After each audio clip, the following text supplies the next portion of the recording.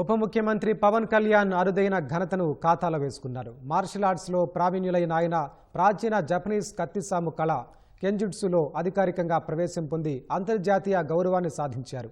3 దశాబ్దాలకు పైగా సాగించిన సాధన, పరిశోధన, అంకిత భావానికి నిదర్శనంగా ఈ అరుదైన ప్రపంచ స్థాయి గుర్తింపు లభించింది. కరాటే, యుద్ధ కళల పట్ల ఆసక్తి కలిగిన పవన్ చెన్నైలో ఉండగానే కఠినమైన శిక్షణతో పాటు నిరంతర సాధన చేశారు. శారీరక సాధనకే పరిమితం కాకుండా జపనీస్ సమురాయ్ మార్షల్ సాంప్రదాయాలపై లోతైన అధ్యయనం చేసి పరిశోధించి వాటిని అనుసరించారు. పలు సినిమాల్లో మార్షల్ కళలను తెరపై ప్రదర్శిస్తూ వాటికి విస్తృత గుర్తింపు, ప్రజాదరణ తీసుకొచ్చారు. జపాన్ సాంప్రదాయ యుద్ధ కళల్లో అత్యంత గౌరవనీయమైన సంస్థల్లో ఒకటైన సోగో బుడో కన్ రీకై నుంచి ఆయనకు 5th డాన్ పురస్కారం లభించింది.